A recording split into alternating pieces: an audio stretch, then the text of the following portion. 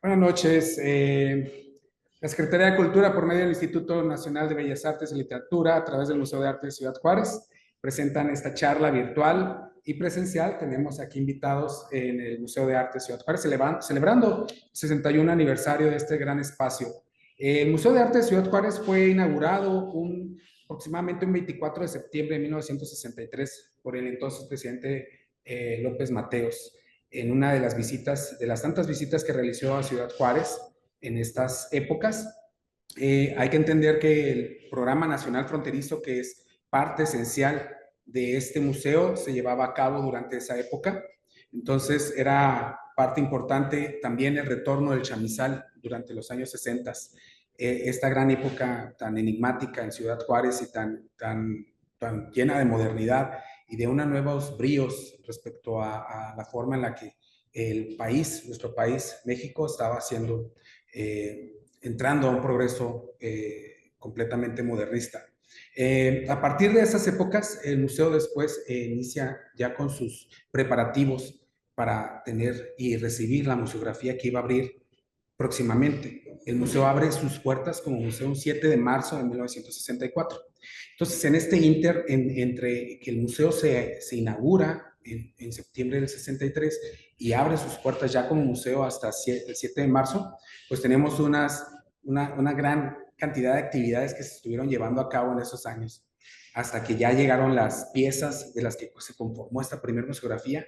Se llegó pues el primer director, que en este caso pues vamos a también hablar por parte de Mónica Mieva, que nos acompaña este día, y junto con el arquitecto Germán Payares, vamos a tener esta gran plática respecto a estos temas tan enigmáticos, en primer lugar, porque estamos hablando de una época en la que el museo inicia todo este progreso de un museo fronterizo, de cómo hablar del nacionalismo desde una mirada fronteriza.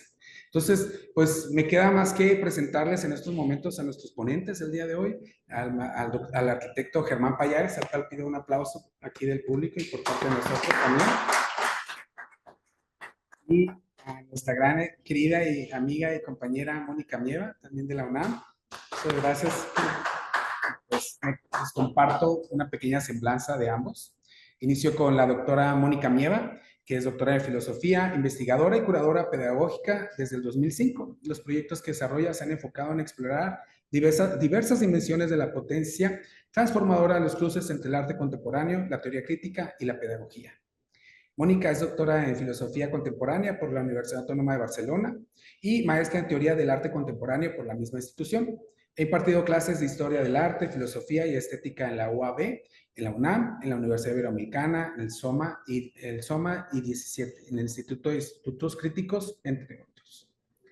Ha sido curadora pedagógica en el Museo Universitario de Arte Contemporáneo, en el MUAC, y en la cuarta edición del programa BBVA Vancomer, con el Museo de Arte Carrillo Gil, Arte Actual, el Museo Tamayo Arte Contemporáneo, donde creó el Departamento de Estudios Educativos, y en la colección P.G. Guggenheim.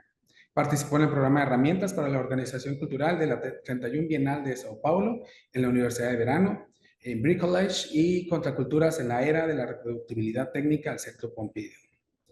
Y en un intensivo curatorial del Independent Curators International en Manila. Voy a pasar ahora a platicarles un poquito. Gracias, Mónica, por estar aquí con nosotros esta tarde y anoche. Voy a pasar un momento a... Gracias. Voy a pasar a platicarles un poquito también del perfil del arquitecto, doctor en arquitectura, Germán Payares, que también nos acompaña esta noche. Germán Payares es doctor por la Universidad de Pensilvania, cuya disertación titulada Life of the Border, Constructing the Mexico-US Borderland, del 1961 a 1971, se centra en los proyectos binacionales de infraestructura, paisaje y arquitectura de las décadas de 1960 a 1970, que apuntaban a generar una región fronteriza más permeable y unificada. Previamente, Germán fue profesor y catedrático de la Escuela de Arquitectura del Tecnológico Monterrey, Campus Santa Fe, en la Ciudad de México, impartiendo cursos de proyectos como historia y teoría. En el TEC de Monterrey inició y gestionó proyectos académicos colaborativos con oficinas internacionales como Zaha Hadid Architects, colaborando también con Legorreta Arquitectos como Project Designer o Manager. para el campus universitario y hospitalario de la Fundación Aga Khan en Tanzania, África. Ha sido crítico invitado en México, España y Estados Unidos. En la Universidad de Pensilvania, Germán ha impartido cursos de historia y teoría, ha colaborado como asistente de investigación en la Escuela de Diseño, es máster en teoría y práctica del proyecto arquitectónico por la Universidad Politécnica de Cataluña, de Barcelona y arquitecto por el TEC de Monterrey, Campus Monterrey. Gracias, Germán, por acompañarnos también esta tarde. Gracias. Y pues esta charla virtual, así como presencial, pues es un halago para nosotros poder platicarle a la gente, compartirle en estos 61 años que tiene este museo de apertura, pues un poquito más de su historia, de su vasta historia, que pues hasta yo creo que ahí hay décadas perdidas, hay información perdida que vamos a ir sacando poco a poco y que va a ser pues un agasajo para el público. Gracias por acompañarnos. Gracias. Y doy la palabra a Mónica, perdón. Ay, muchas gracias, Cristian. Es un gusto de verdad estar aquí. Gracias por la oportunidad pues de participar en la conversación y recordar como pues la importancia que ha tenido en la historia de la museología justamente el Museo de Arte de Ciudad Juárez. Yo en realidad voy a lo mejor reiterar algunas de las cosas que tú dijiste al inicio, Cristian, y después me voy a centrar un poquito más como en la idea del Museo de Arte de Ciudad Juárez como una especie como de laboratorio y semillero de la museología mexicana, que va a tener como pues mucha incidencia tanto en el IMBAL como en el INA años después, a partir del trabajo que realizó Felipe Lacouture precisamente como primer director. Entonces, en la primera parte, digamos, de los apuntes que preparé para el día de hoy, tiene que ver más como con esa historia, digamos, del museo, y luego hablar un poco de Lacouture y de ese, digamos, como modelo museológico que comienza a desarrollarse en esta gestión. Y bueno, ya después creo que también Germán va a tener una perspectiva ya mucho más, digamos, arraigada en la primera exposición, en la museografía. También me imagino que en esta beta de Lacouture también como arquitecto, ¿no? Siendo tú también arquitecto y en estos cruces binacionales y en el marco en el cual surge también la institución, ¿no? Que eso Germán es lo que va a profundizar. Entonces, bueno, así en ese orden, digamos que quiero desarrollar esta presentación. La verdad es que quiero dar las referencias en las cuales me basé para la presentación por si alguien quisiera después seguir investigando al respecto. Hay un colega que ha investigado mucho esta figura de Felipe Lacouture como museólogo, que es Carlos Vázquez Olvera. Ha hecho varias compilaciones, ¿no? Sobre su trabajo, de su generación o la generación posterior a Lacouture, pensando el trabajo de Lacouture, pero también ha hecho compilaciones de textos del mismo Lacouture, que justamente hoy quiero compartir con ustedes un par de esquemas que tienen que ver con ese trabajo de investigación que hizo Carlos. Ana Garduño también ha trabajado bastante desde la historia del arte, la figura de Lacouture y como haciendo un análisis también muy crítico, inclusive a veces un poco también comparativo con otras figuras de la museografía mexicana como Gamboa, por ejemplo, que creo que han sido análisis que han arrojado bastante luz sobre dos modelos muy distintos que se han generado en nuestro país de museografía. Y también a partir de los testimonios de Graciela de la Torre, quien trabajó varios años con él, y quien realmente fue quien a mí me presentó por primera vez pues al mundo, digamos, de la museología, pero también de la figura de Felipe Lacouture. Entonces, primero voy a comenzar hablando del Museo de Arte de la Ciudad Juárez como un laboratorio y un proceso museal fronterizo, ¿no? Como en un primer momento, como ya lo dijiste, Cristian, en realidad, primero, bueno, el museo se llamaba el Museo de Arte e Historia y tenía colecciones que se mostraban de manera cronológica de arte mexicano. Y tenía que ver también, digamos, la construcción del museo como un proyecto museal con el Programa Nacional Transfronterizo PRONAF, que en realidad tenía uno de sus objetivos era la creación de instituciones culturales en esta franja, digamos, fronteriza de México con Estados Unidos. Entonces, creo que esto sí es muy importante como tenerlo en cuenta, porque es uno como de los puntos de partida y lugares de enunciación a partir de los cuales también Lacouture piensa el programa museal en su totalidad. Creo que también es como pues muy importante recordar justo cómo la arquitectura es de Pedro Ramírez Vázquez, quien colaboró en otros proyectos como el Museo de Arte Moderno de la Ciudad de México, la Basílica de Guadalupe, la Estatua Azteca, etc. Entonces ahora quisiera hablar un poco de Felipe Lacouture, que bajo esta gestión es cuando él comienza a pensar el museo, un museo de arte. Él tenía una formación en arquitectura y también en historia del arte, pero muy lejos, digamos, de ese paradigma que en este momento era como lo más común, que era un paradigma de museo más, digamos, neutral en términos políticos, ahistórico, en fin. Y que tenía también como el centro del proyecto museal las exposiciones, ¿no? Yo creo que justamente Felipe Lacouture, algo que inclusive conceptualizó, que fue una gran aportación, fue la idea del museo integral, es decir, de un museo desjerarquizado, en el que no, lo más importante no eran las exposiciones y las colecciones, sino que cada área, digamos, del museo tenía una contribución con el mismo valor. Eso creo que más adelante me gustaría verlo de manera más esquemática. Pero eso tiene muchas implicaciones y tiene que ver también con una trayectoria intelectual que también me gustaría rescatar, porque creo que si bien ya ha habido otros paradigmas de la nueva, después de la nueva museología en los años 70, 60, 70, que es cuando se funda el museo, todavía hay algunas cosas que podemos como reflexionar y sobre todo recordar como en un ejercicio de repolitización también de la memoria y del ejercicio museal, y pensar estas figuras de la museología y la museografía, no nada más como desde la gestión cultural, sino como intelectuales, como todas las aportaciones intelectuales que se han tenido desde la museología y la museografía, ¿no? Entonces, bueno, a continuación solo quiero como ir hablando ahora de la trayectoria de la Couture, para ver cómo llegó a esta idea, digamos, del museo, como un museo integral. Él hablaba mucho de algo que me parece interesantísimo todavía hoy como pregunta, que era la idea del museo como un proceso. Él hablaba de procesos museales, como con una reflexión muy desde el tiempo y de los procesos y no tanto arraigada en los objetos, ¿no? De nuevo, en las instituciones. También hablaba de el museo como un espacio público complejo, eh, que tiene que ver con esta idea de que el museo es una esfera pública, pero distinta, con muchas excepcionalidades con respecto, por ejemplo, a los medios de comunicación masiva. Pensemos que en estos años justo estaba el auge, la visualización de la cultura, el auge de la televisión, ¿no? En nuestra experiencia cotidiana, en fin. Em, pero también hablaba de el museo como un espacio discursivo para la organización política de experiencias colectivas. Eso yo creo que también fue una gran aportación de Felipe Lacouture desde el inicio, digamos, de su trayectoria como director y gestor de museos.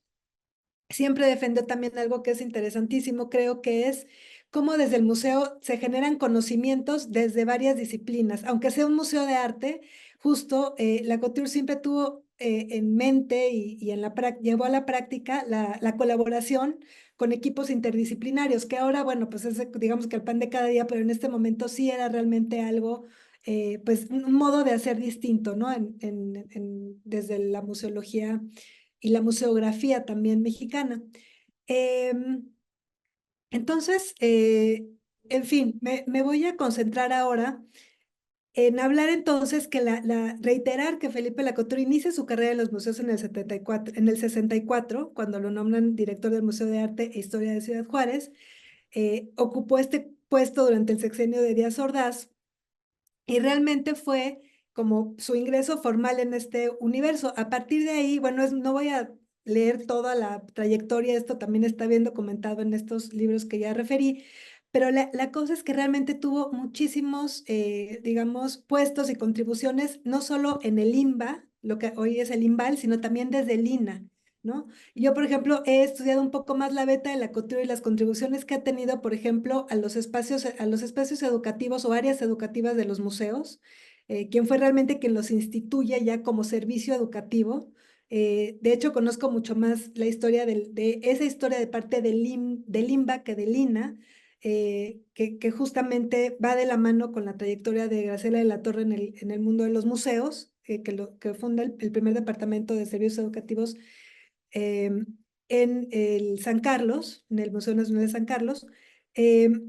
Pero aquí hay algo que me parece que sí es muy interesante, que es cómo desde que la Couture está en el museo, desde que esta primera gestión, digamos, como director del Museo de Arte de Ciudad Juárez, comienza a poner mucho énfasis en que el montaje, por ejemplo, el montaje museográfico debía tener necesariamente una dimensión didáctica, ¿no? O sea, él defiende mucho esta idea de sacrificar a veces, digamos, la estética, entre comillas, por ejemplo, a diferencia de Gamboa, en pro de un montaje didáctico. Eso es muy interesante y le valió también a veces algunas críticas, ¿no? A su museografía y a sus planteamientos museológicos. Y también esta idea de trabajar con un equipo interdisciplinario, creo que es algo que ya había dicho y que creo que sí vale la pena también subrayar porque no era común en este momento. Y luego también tenía como especial cuidado en cómo se comunicaba el discurso museográfico, o sea, como en el lenguaje del montaje. O sea, aunque en este momento todavía no estaba tan en boga la figura de la curaduría, yo creo que en la Couture es bien interesante desde el punto de vista de la historia de la curaduría en México, pero no solo la curaduría del montaje de exposiciones, sino lo que hoy llamamos curaduría pedagógica o curaduría educativa, ¿no? En donde justo tiene mucho más peso la comunicación y lo didáctico, justamente, que digamos que la estética o que el montaje, digamos, como en el lenguaje más disciplinario del arte, ¿no? En fin, desde luego esto tenía muchas implicaciones en el sentido del recorrido, de las exposiciones, el montaje, el lenguaje museográfico. Digo, esto es algo que de lo que va a platicar y conoce mucho mejor Germán. Yo solo quería hacer el apunte desde el punto de vista de que fue un semillero también este museo importante en la historia de la curaduría educativa y la curaduría pedagógica, ¿no? Bajo esta gestión en específico. En realidad, esta idea bien, bueno, todas estas, digamos, intereses de la Couture tenían que ver con que venía de un linaje de figuras como Ricardo de Rubina, Juan de la Encina o George Henry Rivière, quien fue de los, digamos, iniciadores de la nueva museología y que formó muchas generaciones en eso, Duncan Cameron, en fin. Em, También, aparte de sus contribuciones en el campo de los museos que inician con esta primera gestión en el Museo de Arte de Ciudad Juárez, la Couture fue asesor de organismos internacionales, participó en América Latina en muchos países, en la Escuela de Museografía de Colombia. También hizo muchas contribuciones con respecto a la defensa del patrimonio, por ejemplo, de David Alfaro Siqueiros, o de rescate y patrimonio, digamos, como de bienes, del IMSS, ¿no? Bienes patrimoniales, inventarios, catalogación, etcétera. Y algo que también creo que es muy interesante y que en realidad para quienes estén interesados en la figura de la Couture, en la nueva museología y en los ecomuseos, en el contexto latinoamericano y mexicano, fue algo un proyecto editorial que fundó en el 95, que es la Gaceta de Museos. Entonces, en la Gaceta de Museos también es bien interesante porque es ya el final de su trayectoria y entonces ahí él ya como que va, digamos que decantando y cristalizando ya teóricamente, ya muy maduro, todas estas ideas de una manera muy esquemática, pero siempre creo que algo que fue muy interesante en el caso de Gamboa fue que tenía como un músculo muy fuerte de gestor, pero también como de intelectual, digamos, como de investigador y de, pues sí, teórico, por llamarlo de alguna manera, ¿no? Entonces, algo que creo que yo con esto ya voy cerrando para darle la palabra a Germán.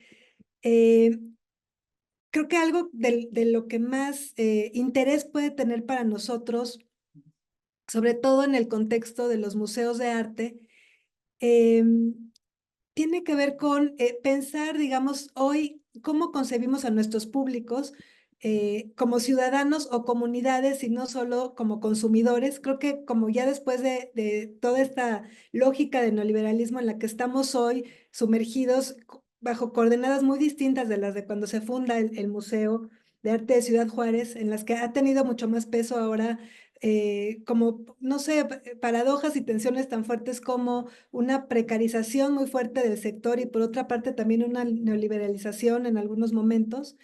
Eh, creo que de nuevo como recordar, descentrar la idea de que los museos están en el edificio, de que están en las colecciones, de que lo más importante son las exposiciones, descentrarlo hacia la experiencia, digamos, de los ciudadanos, de las comunidades, no como consumidores. Creo que es algo que vale mucho la pena pensar. Creo que también, o sea, insistir en pensar qué es la comunidad hoy. O sea, también creo que los museos ya tienen otra vida, también como, digamos, digital o virtual, que no tenían en los años 60 y que también nos obliga a replantear todos estos esquemas.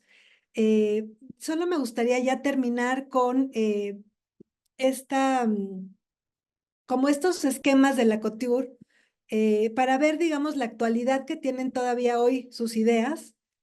Bueno, esto es, no sé si se puede hacer un poco más grande. Un poquito más, tal vez. Pero bueno, eso era o sea, solo para que vean la complejidad, digamos, de las ideas que tenía la cultura, y digamos, como la riqueza también que tenía, y que también, como les conté, formó a varias generaciones de museólogos, pero en realidad entonces, o sea, la pregunta de qué implicaciones todavía hoy tiene pensar el museo como un proceso. ¿Cómo podríamos pensar hoy en esta idea del museo integral desjerarquizado, digamos, que baja del pedestal la exposición y el objeto también? ¿Qué implicaciones tiene eso para las demás áreas, por ejemplo?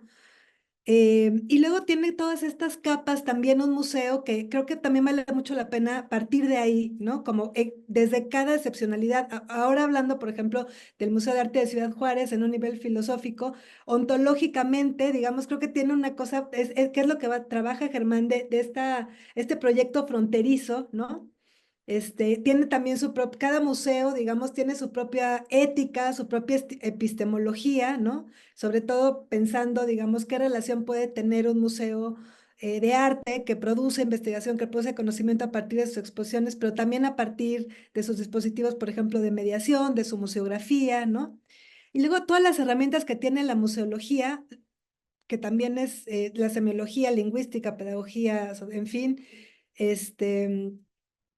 todas las acciones también que puede llevar a cabo un museo y las consecuencias. Eso era bien interesante de la couture, que siempre pensaba en las consecuencias y en esa responsabilidad, digamos, social y pública que tenían cada uno de los actos, digamos, expositivos o de hacer público algún tipo como de bien material o inmaterial, ¿no? Por una parte, el discurso ideológico siempre tenía esta idea como con un trasfondo social y político como muy, creo que beligerante en su caso, el discurso sensible en el espacio y las repercusiones que tienen los programas de los museos en órdenes sociales, culturales, económicos y políticos, ¿no? Yo creo que eso todavía es una pregunta que nos tenemos que hacer hoy. O sea, ¿qué consecuencias tienen nuestras acciones en todas estas dimensiones, ¿no? Yo de verdad creo que el pensamiento de la couture es muy interesante, que hay que regresar a él, que es una caja de herramientas para quienes trabajamos en este campo. Y no sé, como de verdad creo que habría o sea, sería interesantísimo justo que desde el Museo de Arte de Ciudad Juárez a lo mejor sí se hiciera como alguna revisión o algo, no sé, de cualquier orden, como de ver qué sucedió en estos años que estuvo la couture con mucho más detalle de lo que yo estoy presentando. También un poco cotejándolo con el programa expositivo, de actividades, en fin, ¿no? Yo sé que todavía hay mucho de esto en el trabajo que ustedes hacen.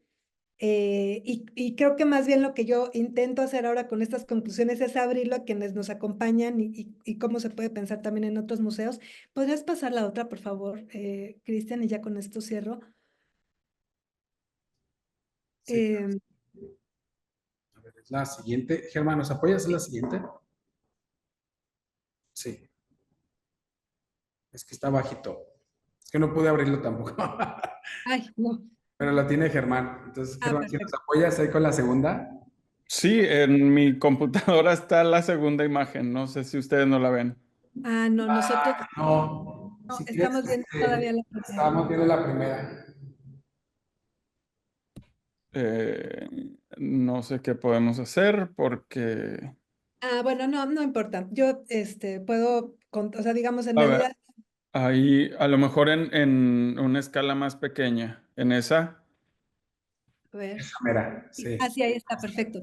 Bueno, esto es un esquema como de la idea que tenía la couture de los ecomuseos, que en realidad justo fue parte de esta escuela, digamos, de la nueva museología, que surge justamente tras el 68 en Francia, pero que en realidad se dio de manera simultánea en varios países, incluido Latinoamérica, aunque no se llamara así, pero hubo como esa movilización de politizar a los museos. eh, y solamente para ver que todavía tenemos varias tareas pendientes, o sea que hay muchas cosas que sí, aunque ya están, digamos, en teoría, se quedan en el tintero o luego no son tan fáciles de llevar a cabo en la práctica, ¿no? Es un cuadro comparativo justamente de un artículo de la Couture en el que habla de la neomuseología o la nueva museología y los ecomuseos, en el que el objetivo, bueno, tiene que ver con la democracia cultural, con la diversidad cultural, con la interdisciplina que ya había dicho.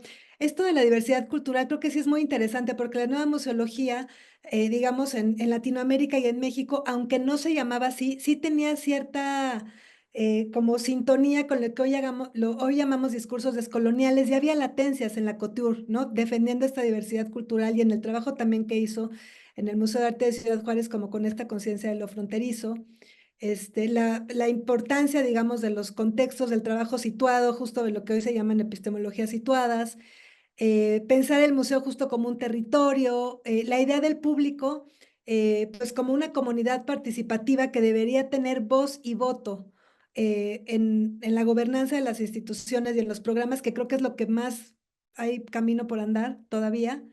Y en las activaciones de los museos de la memoria colectiva, los saberes populares y no nada más de los conocimientos científicos. Esto del saber popular también ahora para nosotros es un lugar común, pero en este momento de verdad era algo como muy disruptivo cuando lo defiende la Couture, sobre todo pensando desde la memoria colectiva y el saber cultural en países como el nuestro, ¿no? Entonces era como de alguna manera reivindicar y dignificar un tipo de producción cultural que había sido como denostada por sesgos elitistas, ¿no? En la historia de México. Entonces, bueno, yo con esto termino y le cedo la palabra a Germán. Muchas gracias. Gracias, Mónica. Gracias, Mónica. Me parece súper interesante lo que comentas, precisamente en relación con lo que voy a platicar yo un poco, que es precisamente cómo recibe la cultura el museo y qué es lo que recibe eh, por parte del Programa Nacional Fronterizo, por parte del arquitecto Pedro Ramírez Vázquez. Y me parece súper interesante lo que comentas de cómo el trabajo de la Couture es, ahora que lo veo y que conozco más sobre él con lo que platicas, es una respuesta muy directa a lo que recibe en el museo. Entonces voy a platicar un poquito de antes, del proceso previo, de cómo se llega al diseño, de cómo se llega al museo y, y, y vamos a encontrar precisamente, y luego lo platicamos, vamos a encontrar precisamente estas relaciones en por qué después tenemos como esta visión y me parece súper interesante. Entonces voy a hacer una presentación corta. Son partes de artículos que he preparado y de presentaciones que he dado y luego lo platicamos. Bueno, como decía Cristian, el 24 de septiembre de 1963, el presidente Adolfo López Mateos, acompañados del gobierno local, estatal y federal, inauguró el Museo de Arte e Historia de Ciudad Juárez. Para este evento se preparó una exposición titulada Exposición de Textiles Mexicanos y Desfile de Estilos, que ofrecía estilos de 50 fabricantes de ropa mexicana. Pero no fue hasta 5 meses después, el 7 de marzo de 1964, que la exposición permanente de imágenes, objetos y modelos que presentaba la historia de México desde las culturas precolombinas mesoamericanas hasta los logros artísticos y culturales del México moderno, abrió oficialmente sus puertas a visitantes extranjeros y locales. Aunque los planes maestros del arquitecto Mario Pani para el PRONAF incluían museos e infraestructura cultural con el objetivo de, y cito, exaltar los valores de nuestra historia, idioma, cultura, artes y folclore, con el propósito de atraer estudiantes del extranjero que se interesen en adquirir conocimientos sobre esas materias. cierro cita, los museos fueron desarrollados por PANI. Los museos no fueron desarrollados por PANI. Para 1961, el arquitecto Pedro Ramírez Vázquez llega al equipo del PRONAF, posiblemente por recomendación directa del presidente López Mateos, después de su éxito en el pabellón de la Exposición Universal de Bruselas en 1958, por el que obtuvo la Estrella de Oro y la buena acogida del Museo del Caracol o la Galería Nacional de Historia de Chapultepec en 1960. En colaboración con Rafael Mijares, Ramírez Vázquez diseñó los museos de arte e historia para Tijuana, Ciudad Juárez y Matamoros, las tres ciudades priorizadas por su importancia en el panorama nacional debido a su alto tráfico fronterizo. Fueron los sitios experimentales seleccionados para estos primeros museos pabellones, de los cuales el único que se construyó fue el de Ciudad Juárez. La imagen que se pretendía presentar en estos museos fronterizos era la de México como, y cito, un país joven, vigoroso y con raíces profundas y antiguas. Cierro cita.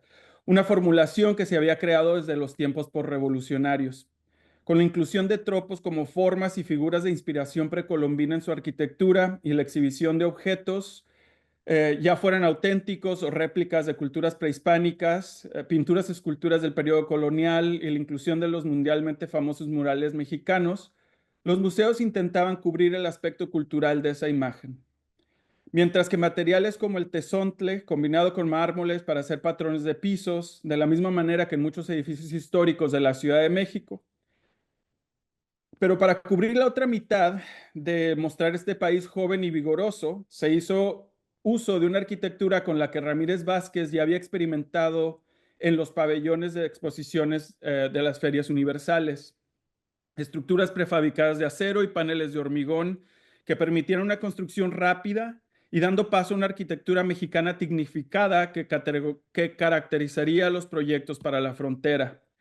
En su diseño expositivo también siempre se lograba mostrar la progresión que había atravesado el país desde la época precolombina hasta la ciudad moderna, con imágenes a gran escala de las nuevas urbanizaciones de la Ciudad de México, las obras de Luis Barragán, Mario Pani y el recién terminado y elogiado campus de la UNAM. La exposición elaboró una imagen de avance y desarrollo, es decir, un avance y desarrollo que venía de la Ciudad de México. En el Museo de Ciudad Juárez se experimentó con materiales prefabricados tecnificados como la cúpula de fibra de vidrio de 20 metros de diámetro, la más grande construida en la época, y el uso de volúmenes y formas que exaltaban los métodos constructivos modernos para transmitir al visitante una imagen de desarrollo. El diseño del museo final constó de un volumen cilíndrico de 400 metros cuadrados revestido de tezontle, rodeado por un espejo de agua. Su techo consta de una losa cónica truncada que imita los techos de palma de las casas indígenas y una cúpula esférica de 20 metros de diámetro, hecha de resina plástica translúcida, innovadora para la construcción mexicana. El museo tiene dos lados acristalados, uno de ellos la entrada y un segundo volumen rectangular de 441 metros cuadrados, aproximadamente la misma área. Curvado para ajustarse al principal, separado por el espejo de agua que alude al paisaje lacustre de Tenochtitlán, el cual ha sido criticado por el alto costo de mantenimiento en un clima desértico como lo es Ciudad Juárez. Los muros de este segundo volumen están cubiertos de cristal con brisolets verticales de aluminio para controlar la luz solar. Está conectado a la sala principal por un pasillo de vidrio sobre el agua y ofrece un ambiente iluminado naturalmente durante el día y con una iluminación artificial por la noche. En su interior se presentaron exposiciones sobre artesanías, folclore y el desarrollo industrial de México. Pero quiero hablar un poquito de la exposición inicial, del trabajo inicial de museografía que realiza Pedro Ramírez Vázquez, que es precisamente el que recibe la couture y hace modificaciones a través de un sentido de entenderlo como una escenificación de mexicanidad que era puesta en escena en los límites de la ciudad, en los límites del país, en la zona fronteriza. Bajo la cúpula principal, la exposición permanente se organizaba cronológicamente. Comenzaba con una sección de las culturas prehispánicas más representativas ubicadas en el Valle de México, siguiendo con el periodo colonial, el posrevolucionario y finalizando con el México moderno. La exposición estaba compuesta por réplicas y originales de esculturas y pinturas, fotografías a gran escala de piezas de gran importancia de cada época. La exhibición de piezas se organizó en plataformas bajas y paneles que permitían un montaje más flexible. Algunas particiones eran más bajas para ofrecer vistas generales, mientras que otras eran más altas para bloquear ciertas vistas y controlar la circulación en la sala principal. Las paredes de la galería, revestidas de mármol, que los que están ahorita en el museo pueden ver, no permiten y no permitían colgar elementos, por lo que toda la exhibición se realizó con mamparas y tarimas. El museo utilizó réplicas famosas como los guerreros de Tula y la Piedra del Sol, que habían sido utilizadas anteriormente en los pabellones de las ferias internacionales de Bruselas y Seattle, diseñados por Pedro Ramírez Vázquez. Siguiendo la intención educativa del museo, se inicia la exposición con la cultura olmeca del Golfo de México, representada con objetos y una réplica de la gran cabeza monumental. Esta sección de la exposición exaltó la zona arqueológica de Teotihuacán y se exhibían imágenes de la calzada de los muertos y la pirámides del Sol y la Luna, acompañadas de cerámicas y figurillas. Siguiendo un orden cronológico, la cultura mexica se muestra como la culminación de la sección precolombina, finalizando el recorrido histórico y geográfico en Tenochtitlán, mostrando objetos, vestimentas, adornos y arquitectura. La exposición continúa con el periodo colonial, subrayando el hilo de los rasgos culturales. La guía menciona, y cito, la conquista europea interrumpió en el primer tercio del siglo XV el desarrollo autónomo del arte y la cultura indígena de México, pero no desaparecieron sus elementos artísticos característicos ni su sensibilidad creativa. Cierro quote. Las artes y la arquitectura de la Nueva España siempre están representadas de manera que el trabajo manual indígena fuera reconocible, aunque las técnicas eran principalmente las europeas.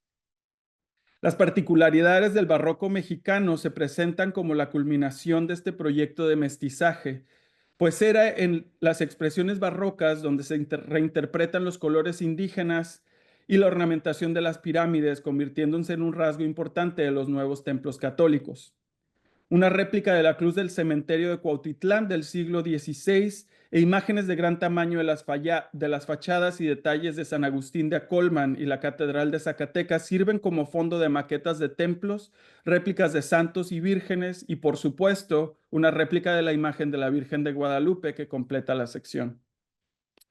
Como consecuencia de la educación artística europea en la Academia de San Carlos, las expresiones artísticas de México evolucionaron hacia el neoclásico, representado por imágenes de personajes cívicos y edificios religiosos, así como retratos, pintura y escultura trasladaba al espectador a uno de los acontecimientos históricos más importantes para resaltar del gobierno, la Revolución. Recordemos que el museo pues es patrocinado por el Partido Revolucionario Institucional y se centraba la Revolución como un hecho histórico. Mostrando ilustraciones de José Guadalupe Posadas y pinturas de paisajes de José María Velasco, la exposición evolucionó luego hacia el arte postrevolucionario de los muralistas.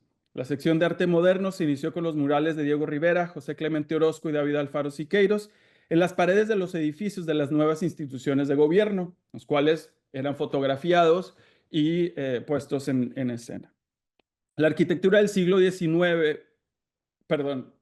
la arquitectura del siglo XIX está representada por el Palacio de Bellas Artes de estilo Art Nouveau, donde también se encuentran otras edificaciones eclécticas. El museo mismo formaba parte de la exposición sobre la arquitectura mexicana moderna, que gozaba en ese momento de una fama mundial. Entre estas tendencias se mostraban obras de Félix Candela, Mario Pani y Luis Barragán, entre otros, como podemos ver en las imágenes, y de hecho también el Museo de Arte Moderno del mismo Ramírez Vázquez. En el ala derecha del edificio secundario, colocadas físicamente en ese orden, se mostraba una exposición de folclore, fiestas y festividades de las variadas zonas del país, organizada en 3 secciones que representaban las regiones norte, centro y sur. Se exhibieron barrio negro oaxaqueño, figurillas antropomorfas y zoomorfas, cerámicas de multicolores, vasijas decorativas y funcionales, cántaros, cajas de madera policromada, rebozos y otros textiles. Se alternaban con fotos de los creadores, de los indígenas creadores. En el ala izquierda, organizada de la misma manera, se montó una exposición de los avances actuales de la industria y el comercio de México y una demostración de la riqueza de los recursos naturales. Este segundo volumen del museo también estaba previsto en un futuro para recibir exposiciones temporales, que es lo que me parece interesante de cómo se conecta después. El museo fue elogiado y celebrado en los medios nacionales e internacionales. Un artículo del New York Times del verano de 1964 con grandes imágenes del museo en Ciudad Juárez destacaba cómo las zonas fronterizas, y cito, nunca habían sido ejemplo especialmente notable de lo mejor que México tiene que ofrecer en cuanto a atracciones para los visitantes. Cierro cita. Elogió el programa de 14 millones de dólares que buscaba, cito, hacer de cada puerta de entrada una vitrina de ciudad jardín para los bienes culturales y comerciales del México moderno. Cierro cita. Para concluir, el programa cultural del PRONAF tenía la doble intención de, y cito, recordar a los fronterizos la cultura y tradiciones de México, fortaleciendo así su orgullo de ser mexicanos. Cierro cita. Según la evaluación del gobierno federal centralista y en general de la población del centro de México de aquel tiempo, esperemos que haya cambiado, el ciudadano fronterizo común resiste, aunque vagamente, los fronterizos estaban en peligro de una americanización total. Carlos Monsiváis menciona que el ciudadano fronterizo común resiste, aunque vagamente, el imperialismo estadounidense en política y economía, pero no tanto a su cultura, caracterizando la mirada desde el centro, y cito, a lo largo de una frontera que ha sido asediada, infestada, devastada y conquistada por un complejo económico imperialista de los Estados Unidos. El gobierno mexicano, los burócratas capitalinos de la cultura, en respuesta a este fenómeno, cito, repiten las viejas tesis, preservación de nuestro temperamento, la idiosincrasia, mantenimiento de nuestros valores espirituales, las esencias, y salvaguarda de nuestras tradiciones, las raíces. Cierro cita. Respondiendo de manera nacionalista y patriótica, realizaron una abrumadora exhibición de mexicanidad, como en las celebraciones del Día de la Independencia de México cada 16 de septiembre. A través de los museos del PRONAF pretendía promover la cultura mexicana en las fronteras de nuestro país, en donde se hacía una puesta en escena de una narrativa homogeneizadora de la mexicanidad. Lo que estos museos y exposiciones emprendieron fue una monumentalización de una cultura nacional. Más que construir edificios, la fuerte relación de la arquitectura con la educación pública informada por las agendas ideológicas de los gobiernos se utilizó como una herramienta de hegemonización cultural y de reestructuración económica.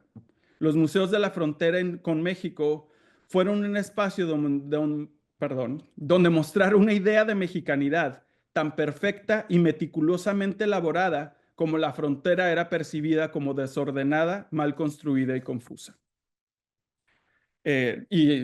Cierro aquí con estas imágenes del PRONAF y de estos eventos y situaciones que sucedían alrededor del museo en aquella época. Y me parece súper interesante precisamente lo que comenta Mónica en respuesta a esta visión que se presentó como primera exposición, como primera museografía y la primera imagen que pretendía dar el PRONAF. Y la respuesta que la Couture presenta me parece como muy lógica, ¿no? Muy obvia.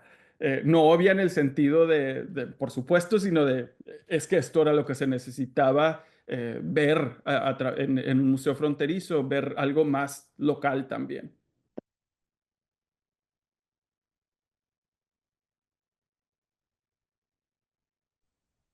Gracias, Germán. Gracias, Mónica. Y pues sí me llama mucho la atención también como la temática que se ha estado estableciendo a partir de el trabajo realizado dentro del área fronteriza con la creación de estos espacios, muchos de ellos, pues que muchos no se llegaron a construir, otros se construyeron, ya se tiraron, otros siguen en pie, otros cambiaron completamente su identidad o ya están generando una propuesta mucho más encarnazada, ¿no? Bueno, más aterrizada al contexto local, como el Museo de Arte Ciudad Juárez, ¿no? Ya la museografía que veíamos ahorita en tus imágenes, Germán, que nos transportan a una época muy esplendorosa, que en estos casos, pues a veces hasta podríamos imaginarnos, ¿no? Cómo visitar este espacio y cómo haberlo vivido en esas épocas. Pues creo que para muchos que les tocó, a mí me tocó nada más, me acuerdo una escena muy singular, ¿no? Que es del Atlante que estaba atrás de los muros de mármol, asomándose, ¿no? O sea, como el recordatorio, no sé si a alguien le tocó en un momento dado venir al museo y encontrarte esa escena, ¿no? Como esta primer museografía, pues ya después de 20 años, 30 años, y formaba parte ahora de un recuerdo que se asomaba entre las paredes del museo y que poco a poco fue siendo desplazado. Entonces, ahorita ver estas imágenes, estas piezas que ahora conforman exposiciones de otros museos, de otros espacios, pues te van dejando un poquito más también todo el concepto que también la Couture pudo haber manejado en estos momentos, ¿no? Y ahorita es lo que creo que sobrevive, ¿no? Cómo el museo sigue siendo un museo fronterizo, sigue hablando del contexto local, sigue generando propuestas artísticas, generando también discursos o diálogos, y también, ¿por qué no? O sea, también esta cuestión de qué estamos haciendo, ¿no? Como comunidad artística y cultural y como espacio de interlocución, ¿no? O sea, tanto el diálogo con el americano, con el mexicano, seguimos en medio y pues me encanta todo lo que acaban de compartirnos. De hecho, hay unas fotografías que no había visto, Germán, que me encantaron. La verdad, te agradezco que nos las compartas.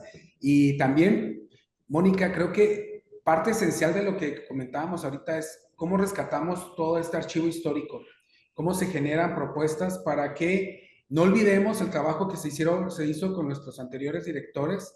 Creo que han sido 5 directores en más de 60 años y cada uno de ellos ha tenido una etapa muy importante en la creación de este espacio. O sea, está la Couture en el inicio hasta el 71, luego llega Diego Lizárraga, arquitecto, más de 20 años dentro frente al museo. Él fue el que pasó al Museo de Arte e Historia a solamente Museo de Arte en el 84. A partir del 1 de enero del 85 ya era Museo de Arte. Y también se encargó, ¿no? de cambiar toda esta museografía que veíamos y abrirla o entregarla al Museo del Chamizal, que ahora es uno de los espacios y proyectos que dejó inconcluso Ramírez Vázquez. De ahí pasamos al doctor Cortázar, ¿no? Que también abrió al museo otras áreas más hacia la literatura, hacia el nacionalismo mexicano en esos momentos, con varios ponentes y figuras importantísimas de ese entonces, de ese México, muy noventero, muy 80s, 90s. Y a partir de eso pasamos a la dirección de Rossi, ¿no? Que fue la que institucionaliza el Museo de Arte de Ciudad Juárez y lo pasa a formar parte del centro de trabajo del IMBAL. Aquí la historia nos indica el Museo de Arte de Ciudad Juárez como el Museo del Limba. Localmente Ciudad Juárez y la gente que es de Ciudad Juárez lo reconoce como el Museo del Limba, así se le llama. El Teatro del Limba, que es el de Pani, y el Museo de Limba, que es el de Ramírez Vázquez. O sea, nunca se le llamó Museo de Arte e Historia, nunca se le llamó Museo de MACJ, que ahora estamos tan afanados de llamarle de esa forma, para darle su parte, ¿no? O sea, Ciudad Juárez tiene un museo de arte, y creo que en el momento en el que desplazamos la palabra arte, Ciudad Juárez, o estas connotaciones tan importantes, se nos olvida la importancia de tener un museo tan importante en esta ciudad. Entonces, creo que Rossi regresó al tema de cómo se oficializa un espacio como un centro de trabajo que ahora, ya al ser centro de trabajo del IMBAL, pues pertenece, ¿no? a estos 18 espacios, a esta red tan importante, y es el único que está en el norte, ¿no? Alejado del centro de la República, junto con el de Oaxaca. Creo que somos 2 de los espacios que estamos más alejados del centro de la República. Pero también nuestras dinámicas son muy diferentes, nuestros diálogos son muy diferentes, no nada fuera de este mundo, pero me refiero a la diferencia en el aspecto del contexto local, ¿no? De cuáles son nuestros límites, cuáles son nuestras formas de trabajo, cuáles son el acercamiento con nuestra comunidad, la importancia de ser uno de los pocos museos de arte en nuestra ciudad, que comparte con El Paso, Texas, con ciudades tan efervescentes de cultura y de mercado, ¿no? O sea, porque Juárez no se reconoce por un mercado artístico, pero se reconoce por su cercanía con otros mercados. Entonces eso también nos pone en un lugar estratégico en el cual pues implementa todo lo que está comentando. Entonces, ahorita me quedo mucho con esta cuestión de, en 60 años hemos tenido infinidad de historias que hay que rescatar muchas de ellas, Mónica. Creo que nos quedamos con esa tarea de poder generar una propuesta a partir de la visión de estos directores y rescatar algo de la historia. Gracias, lo bueno es que tenemos unos anuarios bellísimos y creo que eso es parte fundamental de la historia de este espacio. Entonces, pues no sé si alguien tenga un comentario del público que nos acompaña. A mí me llamó la atención porque decía 1962 y ya estaba marcada la maquetación original en las láminas que nos presentó Germán. Ah, ok. Si escuchaste, Germán, la pregunta es, De hecho, ¿por qué en 1962 ya estaba maquetado como la construcción del espacio? Porque se inicia la construcción en el 61. Sí. ok. Sí, en el 61 inician con toda la construcción del PRONAF. Entonces ya en el 62 ya estaba, digamos, diseñada la museografía. O sea, Ramírez Vázquez desde que inició con la idea del museo. Ah, ya entendí qué imagen. Sí. Ah, sí, el Atlante y El boceto. la cabeza mayor. El boceto, más que nada. No, y es que aquí le puso 1962 Sí, es de 1962 porque el proyecto de diseño de la museografía lo inicia Ramírez Vázquez. Y es en respuesta a los pabellones internacionales que ya se habían diseñado. Este plano es de 1962 y lo podemos... Sí, pero vete más adelante a la que sigue y está el Atlante, ya está el interior sí, esa. del museo. ¿Dónde está? Si te vas más adelante, No, es también que está ese es la... Ah, tú dices no, la... ese no. Ese es el boceto. Sí. Bueno, está bien, sí. Sí, es que más que nada el bocetaje y toda, o sea, desde el 61, hay veces que creo que todos los que nos dedicamos a la museografía, museología o armar exposiciones, a veces entendemos que existe una exposición desde 2, 3 años anticipadamente, ¿no? Hasta que llega a ser una realidad.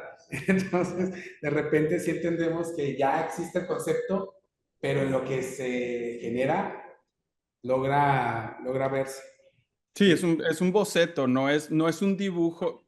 Creo que esa es la respuesta. No es un dibujo del museo como una representación, sino es un proyecto de trabajo, es un sketch de trabajo de lo que se pretendía hacer y bueno, necesariamente no termina siendo exactamente como está dibujado, pero sí muy parecido, muy cercano al proyecto de trabajo. Gracias. Mónica, no sé si tengas algún comentario o pregunta. Pues no sé, como que me quedé como pensando mucho o sea, como en las dos dimensiones de la historia del museo de las que estamos platicando hoy, como desde el punto de vista de Germán, y luego toda esta parte como del proyecto museal que es totalmente inmaterial, ¿no? Pero de lo que decías, que creo que sí es como ya con la perspectiva como del presente, como de esta tarea como de revisar los acervos y la historia de las instituciones, como ir haciendo estos cortes de caja. También pensaba, además de como de estas contribuciones que tuvo la COTUR con respecto a pensar la museología como una disciplina de postulados, acciones y consecuencias de los procesos museales. O sea, de verdad a mí el tema de las consecuencias sí me parece interesantísimo, Creo que también había otra cosa que sí tiene que ver mucho con la gestión del Museo de Arte en Ciudad Juárez, que es la idea de como las responsabilidades que tiene un museo que derivan de su gestión de la memoria y también temas de representación. Pero apenas ahora me estaba cayendo el 20 de eso mientras escuchaba a Germán y tenía una perspectiva un poco más amplia de todo el proyecto de PRONAF, ¿no? Y creo que tiene que ver con eso que dices, como de lo que pudieran hacer, porque aparte qué bien que tienen como un acervo que sí se puede como revisar, pero sí, o sea, esta idea de memoria y representación en un contexto fronterizo creo que es interesantísimo, más porque ustedes tienen la biblioteca, bueno, tienen el archivo, sus fondos, en fin. Pero eso fue lo que estaba pensando. Y como mientras iba viendo las imágenes que creo que están aparte increíbles que presenta Germán, que acaba de presentar Germán, pensaba como en un esquema similar, pero desde el punto de vista, como lo digo, del proceso museal de la concepción, ¿no? Se me hizo que, no sé, como que sería un ejercicio también interesante hacerlo. Y ver también como, reitero, como esa historia de las exposiciones, de estas primeras exposiciones por gestión, ¿no? A lo mejor no lo sé, pero pues sí creo que, eh, o sea, creo que ya 60 años como hacer esta revisión, como que sí arroja luz sobre la importancia que tuvo y que tiene todavía el museo, pero digamos, reitero, como un semillero y un laboratorio de lo que después será la implementación de la nueva museología en el INA y el IMBAL. O sea, creo que desde ese punto de vista sí es muy importante eh, el museo en la historia, digamos, de la museología mexicana, ¿no? Eso sí creo que, o sea, sí valdría mucho la pena como profundizar el lugar tan importante en esta historia que tiene el Museo de Arte de Ciudad Juárez. Me parece súper interesante, Mónica, lo que comentas, porque precisamente me parece que la figura del museógrafo o del diseñador, no del diseñador, sino del museógrafo como tal, aparece justo después de esto, ¿no? Antes estaba como la figura de Gamboa, que básicamente era el que hacía todos los museos. Torres Bodet entra con un poco con la cuestión de la cuestión educativa y el museo como una herramienta, parte de la Secretaría de Educación Pública un poco. Y básicamente por ahí es donde entra Ramírez Vázquez al quite con los museos, con los otros museos, porque había trabajado para la Secretaría de Educación Pública construyendo las escuelas. Y entonces esta relación como de la arquitectura como un espacio para aprender o la arquitectura como un espacio de educación, pues lo lleva a que tú eres bueno diseñando, échate todo el proyecto junto con la museografía, ¿no? Y vemos lo que sucede en los pabellones estos que son, eh, México tiene obviamente pabellones previos, pero los pabellones como estos muy importantes del 58, del 62, del 64, porque caen justo en este momento y que varios críticos culturales los mencionan como este salir hacia la vida pública de la cultura mexicana, hacia la vida como internacional, justo en un momento en donde México se presenta post-Guerra Fría o durante la Guerra Fría, pero posguerra, a querer participar pues de la economía global, pero con este como recelo también de nuestra cultura, de lo nuestro, de no permitir la entrada de otros, pero sí el dinero. Entonces, como que el PRONAF escenifica eso muy claramente, ¿no? Queremos atraer compradores, queremos atraer visitantes a los museos, queremos mostrarles nuestra cultura, pero muy claro dentro del programa del PRONAF pero de aquí para allá ustedes no pueden entrar. Esto es cultura mexicana y les vamos a enseñar lo que es la cultura mexicana, ¿no?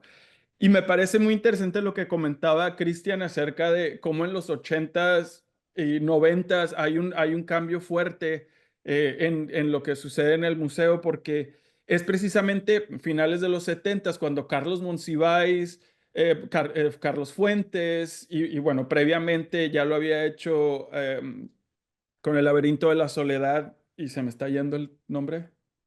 Paz, Paz, Octavio. exacto.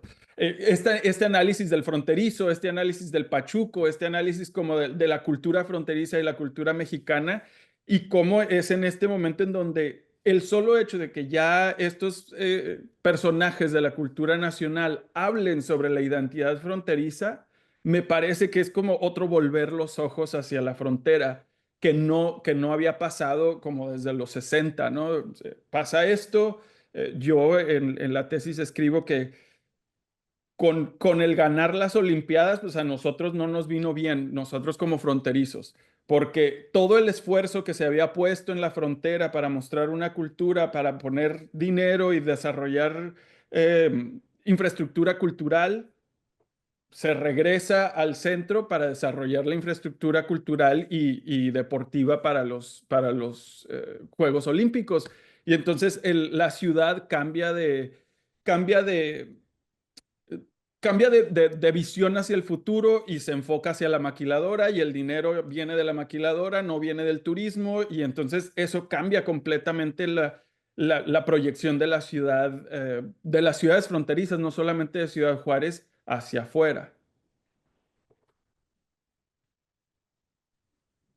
Sí, pues es que también hay que entender que el programa de industrialización fronteriza, que va después del PRONAF, ¿no? Es el que realmente desplaza toda esta idea de cultura, y ahora la construcción de la maquiladora, de estas plantas maquiladoras, pues generan toda una nueva ola de nuevos retos, y además de eso generan, ¿no? Todos los conflictos que hasta ahora nos ahogan en toda esta cuestión. No estoy diciendo que la maquiladora sea mala, ¿verdad? Sino más bien sí genera otras problemáticas sociales que pues desgraciadamente nos tienen a la cultura como apartados, ¿no? De horarios o en contextos completamente diferentes, que yo creo que ya este es otro tema. Pero bueno, no sé si alguien más queda con alguna pregunta, algún comentario. Comentar una cosa es muy interesante, y me gustaría hacer una propuesta, ¿verdad? A tu persona. Sí. Que este tipo de eventos se hicieran, pues, de una manera más, ¿cómo te diría? Pues, bajarlo más al nivel, para que las nuevas generaciones que están tan perdidas en los valores, yo no sé si esto sea generacional, por supuesto que lo es, ¿verdad? No puedo estar hablando desde otro punto de vista más que desde mi edad, de mi persona, de ser una persona que es Ciudad Juárez, pero es que es fascinante, de veras, todo este concepto que nos acaba de exponer Germán, y que a mí me gustaría que, de la misma manera que yo me siento orgullosa de este espacio y del proyecto, de la idea que se tuvo en un momento dado de que México o la frontera fuera conocida más allá, en otro contexto, no nada más en el intercambio, como estás diciendo ahorita, todo el intercambio industrial. Claro. Yo creo que sí debemos rescatar, y sí es muy importante que los valores culturales de la ciudad permanezcan y se permeen. Claro. Sí. Sí, de hecho, pues creo que es una labor diaria, ¿no? De todos los espacios que compartimos la cultura de Ciudad Juárez, o sea, son más, ahorita vemos que están haciendo nuevos espacios, nuevas propuestas, nuevos proyectos, la escena artística, cultural cada vez se ve más efervescente en Ciudad Juárez, tanto propuestas que van generando todo este diálogo entre diferentes espacios. O sea, existe una red de museos, existe una red ya de espacios independientes. Entonces, creo que eso es lo que va a ir sacando poco a poco a flote la producción artística y cultural de la ciudad. Sí. Y cómo dialoga con estas otras que también están creciendo y avanzando, ¿no? Creo que eso es, no olvidar que estamos conectados con el Estado, con el país, somos vecinos, entonces creo que ahí hay varias cosas que se pueden ir rescatando poco a poco. Pero pues sí, es más que nada parte de todo el proceso que se realiza. Yo creo que se está haciendo muy buena. Gracias. Pues bueno, creo que ya llegamos al punto de... Muchas gracias, le agradezco. Y pues Ay, gracias. Cristian, yo quería decir una última cosa, perdón, ya lo último. Me Adelante. estaba pensando justo ahora, después de que escuché a Germán, pero, o sea, como que pienso que el tema como de la frontera y lo fronterizo se ha pensado mucho como desde el punto de vista como de la producción artística, pero de pronto estoy pensando, probablemente no tenga las referencias y sí haya trabajos de eso, pero que también es interesantísimo pensar justo la frontera o lo fronteriza, o lo fronterizo, perdón, desde los museos, o sea, o la museología de la frontera o algo, no sé ni siquiera cómo decirlo, pero pensar cómo ustedes trabajan justo con estos, o sea, con otros límites políticos, económicos, geográficos, culturales, simbólicos, como muy singulares con respecto a otras partes del país, en México, o sea, para situarlo mucho como en el trabajo que ustedes hacen.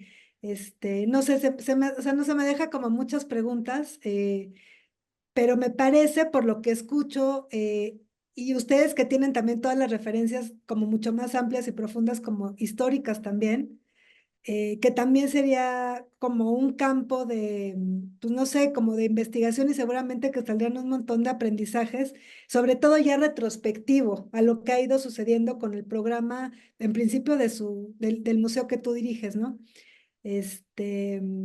Como que es un espacio liminal siempre entre los pobladores, los migrantes, una ambigüedad sociopolítica, en fin, o sea, como ahí también como que queda muy claro lo arbitrario que es la frontera entre México y Estados Unidos pues cuando vas o sea, cuando conoces el trabajo de los artistas, platicas con ellos, pero reitero, yo creo que esto se ha pensado más desde a lo mejor curadurías o trabajos de artistas muy específicos, pero ¿qué pasa si lo pensamos desde el quehacer museológico? No sé, Claro, seguramente no, sí, por supuesto. Y creo que uno de los primeros ejercicios que se iniciaron fue con el 60 aniversario de este espacio, ¿no? Con la exposición que trató de hablar del museo, ¿no? ¿Quién es el museo? ¿Cómo llega a este museo? Con prácticas artísticas desde una nave alienígena que llegó al norte del país hasta un concepto que se puede ir evolucionando, que podemos mejorar, un preguntar qué onda con el espejo de agua, ¿no? ¿Qué onda con el domo? O sea, estas cosas como también, más que nada, interrogarse, ¿no? O sea, ¿quiénes somos y por qué estamos aquí? ¿Por qué está un museo aquí? Creo que nos empieza a generar todo este diálogo de decir, bueno, el museo llegó, todos los datos ya los conocemos, pero más que nada también empezamos a entender el museo de otra forma, como por qué la gente sigue asistiendo a este espacio, por qué se pelean por él de repente, ¿no? ¿Por qué genera tanta discusión localmente en estos casos? O sea, todo eso es súper importante y súper valioso y también generan nuevas propuestas también de entender cómo el espacio debe estar abriéndose para la comunidad y no estar pensando como fuera de, no tanto fuera de la caja, sino más bien como encerrados a tenemos que ser completamente institucionales y cuadrados y generar propuestas solamente profesionales y de fuera, ¿no? Sino cómo profesionalizamos a nuestros artistas, cómo abrimos el espacio para la comunidad local, cómo se generan propuestas que le van a hacer el escalón a los artistas locales y van a generar nuevas propuestas, ¿no? Entonces, por ahí va el asunto. Yo creo que con la exposición del 60 aniversario fue una experiencia bastante grata, que me va a echar el gol porque ahí viene la publicación del 60 aniversario. Esperemos que salga pronto, pero yo creo que ya estamos casi por publicar, en la cual Germán participa. Entonces, creo que ya pronto vamos a hacer ahora un nuevo evento para la presentación del libro y pues con eso estaríamos ya casi entrándole ahora a cómo pasamos a publicaciones todo lo que está pasando en este espacio, que creo que en parte hay mucha historia, pero no ha sido bien documentada. Entonces creo que por ahí es donde está ahora la cuestión de rescatar la documentación de este espacio. Y es una tarea muy complicada, pero bueno, creo que vamos a cerrar con eso. Entonces, pues agradezco mucho a las personas que vinieron, a los que nos acompañaron en redes. Lo bueno es de que esta charla se queda ahí en la nube del Facebook, que podamos descargar y compartir en nuestras páginas también, tanto de YouTube y de otras redes. Le agradezco mucho a Mónica que se haya tomado el tiempo para platicar con nosotros acerca de este inicio de este museo, celebrando el 61 aniversario del Museo de Arte de Ciudad Juárez. Germán, gracias como siempre por ser un aliado, ahí platicando con nosotros, compartiéndonos todo lo que hemos aprendido juntos de este espacio, ¿no? Porque también creo que esa es la mejor apertura de todas, estar abiertos, ¿no? Al conocimiento mutuo. Entonces, pues te agradezco mucho. Un aplauso aquí a todas las personas que también asistieron. Muchas gracias. Pues estamos ahí pendientes. Un abrazo para todos.